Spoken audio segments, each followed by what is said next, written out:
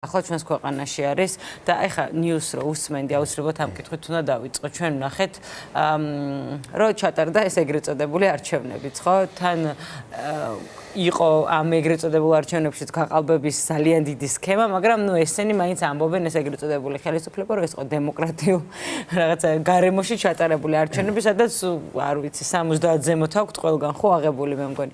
აი რას ნიშნავს პარალელურად ეს პროცესი და პარალელურად ის ქუჩაში მიმდინარე მოვლენები, რომელიც ვითარდება უკვე აი ნუ გუშინ ღამის შემდეგ მოდი ესე ვთქვათ ამ კონკრეტულ შემთხვევაში. კეთილი, შევაფასოთ ის რაც მოხდა და პრინციპში ეს იმას ნიშნავს, რომ ერთი მხრივ არჩევნების პროცესი გაუქმებულია სრულიად და სამწუხაროდ იმ ძალებმა, რომლებიც ამ პროცესში მონაწილეობა მიიღეს, საკუთარი თავის დისკრედიტაციაც მოახდინეს, რადგანაც ამის მხოლოდ კობახიძის ნათქვამი არის, რომ შექმნეს კონკურენტული გარემო, გასაგები იყო, რომ არა მხოლოდ შანსი არ ექნებათ კონკურენტულ თავისუფალ და სამართლიან არჩევნებში მონაწილეობის მიღების, არამედ გაყალბების ის მექანიზმები, რომელიც აპრიორი არსებობდა და ჩვენ ნახეთ მინიმუმ რაც მედიამ გაავრცელა საჯაროდ, ეს არის სიები, თანხები, შესაბამისად ისედაც მუნიციპალურ არჩევნებში არც გვპირდებოდა ეს ეგრეთ წოდებული ოპოზიციაც რაიმე გამარჯვებას, ამიტომ ერთი მხარეა აქეთ და პირდაპირ კითხვა უნდა დავსვათ რა ძლიერი საქართველოს ლიდერმა გუშინ განცხადება გააკეთა რომ მხოლოდ არჩევნებით იცვლება ხელისუფლება. ამავდროულად მე ჩემი კითხვა არის მასადმი რომ როცა შარშან ამბობდა რომ არჩევნები გაგვიყალბეს და ხელისუფლება არ არსებობს ამ ქვეყანაში. როგორ ჯდება ეს ორი ერთმანეთთან? თორე საქართველოს მოქალაქეების სურვილი შარშან მაგალითად საპარლამენტო არჩევნებზე რომ არჩევნებით შეეცვალათ ხელისუფლება და 48% ოცნებამ რომ დაწერა, მაგრამ რომ ვიცით რომ გაცილებით მეტი იყო, ხომ იყო ეს ჩვენი სურვილი. ამიტომ ახლა ილუზიებს ნუქნიან აქეთა ფლანგზე, მაგრამ მეორე ფლანგის მიმართულებით რა თქმა უნდა ასევე უნდა ითქვას რომ მნიშვნელოვანი არის რომ პროტესტის, მშვიდობიანი პროტესტის, რომლის მიზანი არის კონსტიტუციური წესწყობილების დაცვა და ჩვენ პირდაპირ ვამბობთ რომ დღეს ბიძინა ივანიშვილმა დაარღვია კონსტიტუციური წესწყობილება.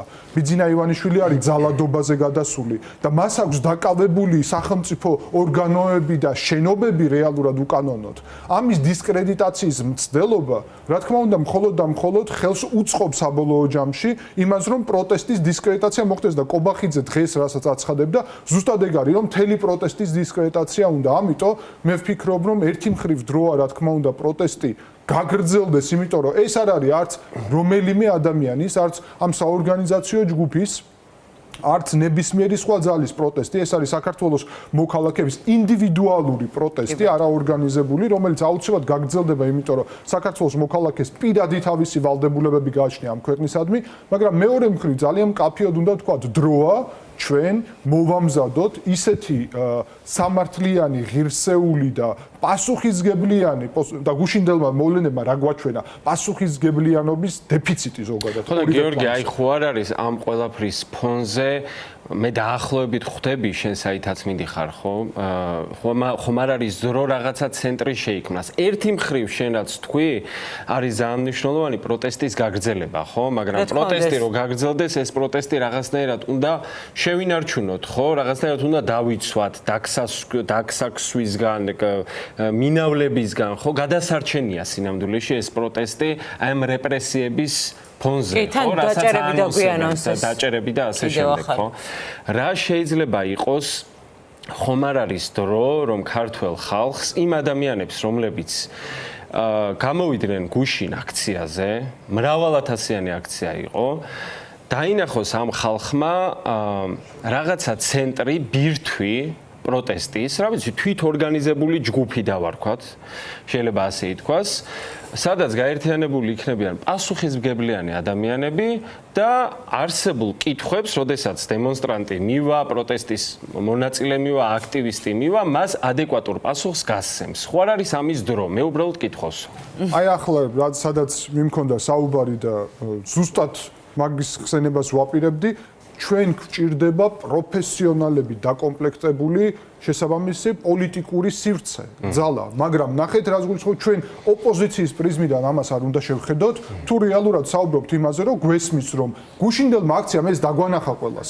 წარმოუდგენლად დიდია ამ ქვეყანაში და უმრავლესობა ვართ 20% ხომ მიიღეს თავისივე რეალური შედეგი თბილისში. ის 80%, რასაც ევროკავშირის კვლევები აჩვენებენ, რომ ევროკავშირის მომხრე არის, ჩვენი არავისი კონკრეტულად საქართველოს მომხრეები არიან. საქართველოს დემოკრატიული და ევროპული უბრალოდ რაღაცა გზა უნდა მოუძებნოთ, რომ ამ 80%-მა არა მხოლოდ თბილისის სრულიად საქართველოსი რაღაცა და გზა არ არის პროტესტში, იმიტომ რომ პროტესტი არ არის თვითმიზანი, გზა არის ისეთი პოლიტიკური სივრცის შექმნა, რომელიც აი ყველა რო დარწმუნდება ის 80%, რომ ამ ადამიანებს ჩვენ გვინდა ვანდოთ ქვეყნის მართლობა.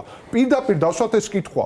კი ბატონო, მაგრამ აქვე ახლა მაყურებელსაც გაუჩნდებოდა ეს კითხვა, ქეთასაც მათ შორის და მეც გამიჩნდა ეს კითხვა, რომ რამდენად მისცემს, ვთქვათ, ქართული ოცნება ამ რეალობაში სხვადასხვა აქტორებს გაერთიანების რაღაცა პლატფორმის, ახალი პლატფორმის შექმნის სივრცეს, დაუტოვებს ამ სივრცეს. პირველ რიგში ჩვენ ახლა ხედავთ, რომ რეპრესიების ტალღა მიმართულია იმისკენ, რომ საერთოდ შეზღუდონ შეკრების და გაერთიანების, ამ შემთხვევაში მათ შორის სხვადასხვა ფორმით ორგანიზებული სტრუქტურა. ამიტომ ოცნება თავის ქმედებას ექნება უკუქმედება. ეს გამოიწვევს დაშლილ, დეცენტრალიზირებულ, ჰორიზონტალურ პროტესტს, რომელსაც თავისი ძლიერი მხარეებიც გააჩნია, ისე როგორც არაორგანიზებულ პროტესტს, იმიტომ რომ დღეს რომ ადამიანები მივლენ პროტესტზე, ვერც მე, ვერც თქვენ, ვერც მოვუწოდებთ ვერავის ეს გააკეთონ, ან არ გააკეთონ. ეს არის ბუნებრივი დეცენტრალიზებული პროტესტი. რაც შეეხება ალტერნატიულ ძალას, მე გთავაზობთ ყველას, რომ ჩვენ ვიფიქროთ და ვიმუშაოთ იმ მიმართულებით, რომ ჩვენ ყველას გქონდეს პასუხი.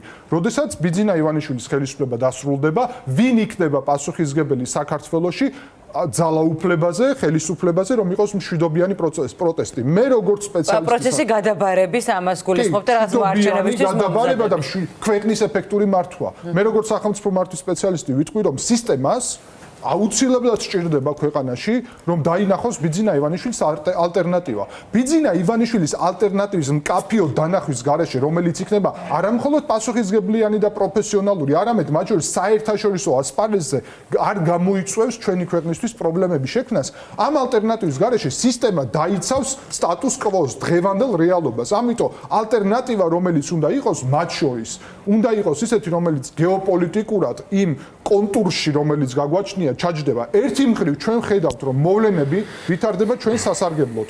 უკრაინისადმი დახმარება მნიშვნელოვნად იზრდება, საუბარია ტომოჰავკებზე, სხვა შესაძლებლობებზე. მნიშვნელოვანია, რომ ტრამპი პირდაპირ გამარჯვებაზე საუბრობს.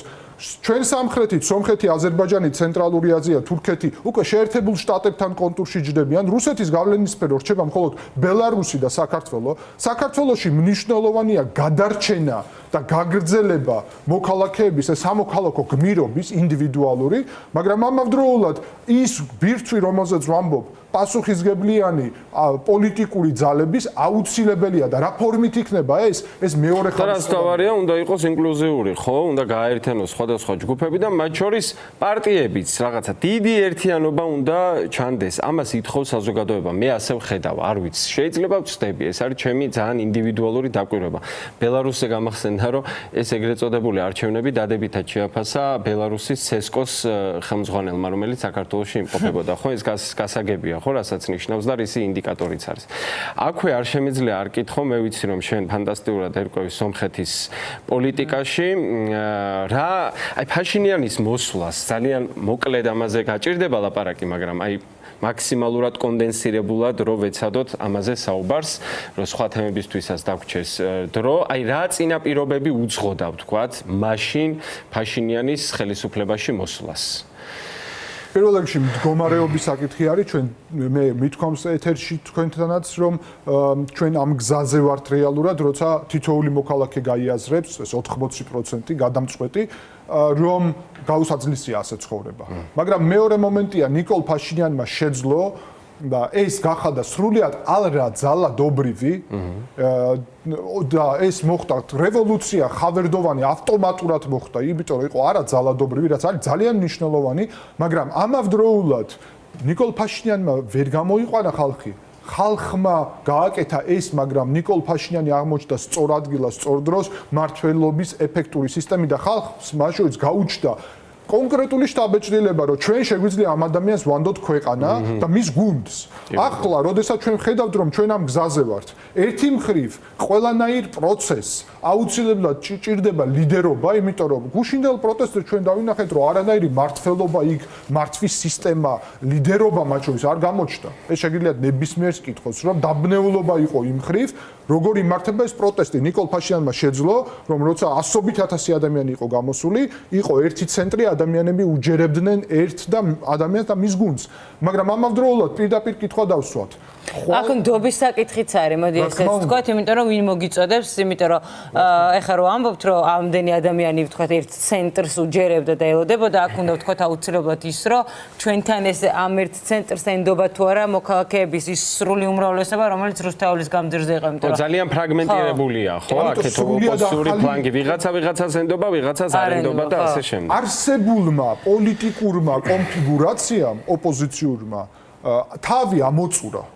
შესაბამისად, ჩვენ გვჭირდება სრულიად ახალი ტიპის პოლიტიკური ლანდშაფტი და ჩვენ ეს ვნახეთ ორივე მიდგომა, რომელიც აირჩიეს, ორივე გზა საკუთარი თავის დისკრედიტაციამდე მიიყვანეს საბოლოო ჯამში ხალხის ხო, მედია გარემო როგორი იყო სომხეთში ფაშინიანის მოსვლამდე. ესე ძალიან საინტერესოა, ძალიან მოკლედ და მე ირაკლის პროპაგანდის ის მაჩვენებელი, რომელიც საქართველოში არის, სომხეთში არ იყო. რუსეთმა გაითვალისწინა ეს და ეხლა არის უზარმაზარი პროპაგანდა. ასევე გეტყვით, რომ გაითვალისწინა მათ შორის ძალის გამოყენების მექანიზმები და გაცლებთ, რომ დახვეწილია დღეს ქართული ოცნების ეს მექანიზმები მიტინგის წინააღმდეგ მიმართული, ვიდრე ეს ჰქონდათ სომხეთში.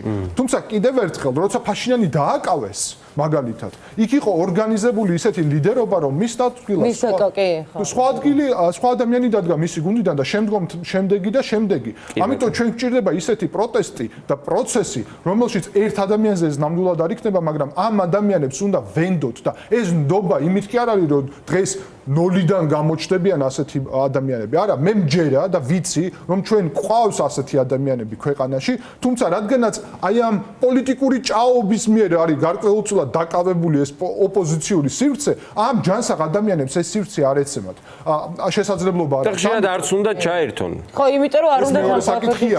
ახლა როდესაც უკვე ალტერნატივა გამოსავალი არ არის, ამ პროცესებიდან ასე ვთქვათ, არა ჯანსაღ ვისაც ნდობა აღარ არსებობს. კი ბატონო. ეს ნელ-ნელა უნდა გვერდზე გაიწონ მიუხედავად მათი უზარმაზარი რესურსებისა და პროცესში უნდა გამოჩნდნენ ადამიანები, ვისაც აქვს ნდობა, ვისაც აქვს სუფთა ხელებით და სუფთა წარსულით ვინც მოდის პოლიტიკური, მაგრამ ამავდროულად მკაფიო კითხვით, აი ხვალ რომ ეს ადამიანები დაინიშნონ სახელმწიფო თანამდებობის პირებად, ჩვენ ვენდობით მათ რომ შეძლებენ რას?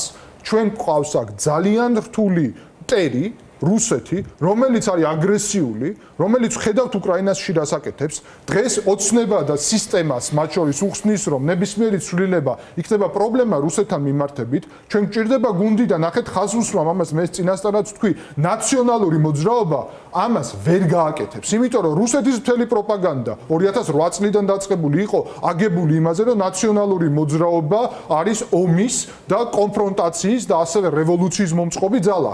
ეს რუსეთის მიერ იქნება გამოყენებული. ანუ ჩვენი მტრის ანუ ამაზე პროპაგანდის ნაწილში არის ხო დიდი ხო, ნუ 13 წლის განმავლობაში ძალიან იმუშავა პროპაგანდამ ამაზე. ესეც უნდა ითქვას. მე ვსაუბრობ იმაზე სუფთა გეოპოლიტიკურ პროცესზე. ეს არანაირად არ ვაფასებ ნაციონალურ მოძრაობას. მე ვაფასებ იმას, რომ რუსეთი ამას გამოიყენებს, ამიტომ ეს სუფთა ძალა აუცილებლად უნდა იყოს ისეთი, რომელიც გეოპოლიტიკურად მათ შორის ჯერ ერთი მზად იქნება რუსეთთანაც დალაპარაკებისთვის, იმიტომ ჩვენ გვაქვს ეს ფორმატი ჟენევის და ასე შემდეგ. ჩვენ გარკვეული კომუნიკაცია რუსეთთან ასე თუ ისე გვჭირდება, მაგრამ მეორე მხრივ მნიშვნელოვანი იქნება, რომ რუსეთმა ვერ გამოიყენოს ჩვენ ხო ჩვენი ქვეყნის ბედი გვაინტერესებს, არ უნდა მივცეთ საშუალება, რომ გამოიყენოს რაღაცა ჩვენი ქვეყნის წინააღმდეგ და პროპაგანდის გამეორება ეს არ გამოდის, იმიტომ რომ პირიქით ის პროპაგანდა მიმართული არ არის იმისკენ, რომ გააძლიეროს ქვეყანა. თუ ესე იქნებოდა, ჩვენ თავდაცვის შესაძლებლობებს გააძლიერებდნენ, მაგალითად, როცა ამბობენ აბა ომი გინდათ, რასაც არ აკეთებენ. კი ბატონო. გიორგი, ძალიან დიდი მადლობა უნდა გითხრათ იმ ტრეირაკლებსაც უნდა ჩავთვალოთ უდიდესი მადლობა სწორი აქცენტებისთვის, იმიტომ რომ ჩვენ ძალიან ბევრ რამეში გეთანხმებით და იმედია რომ რაღაცა გადავალთ იმ ეტაპზე, რომელიც საჭიროა დღეს ამ პროტესტისთვის და პროცესისთვის, რა თქმა უნდა. გიორგი ტუმასიანი იყო ჩვენთან ერთად.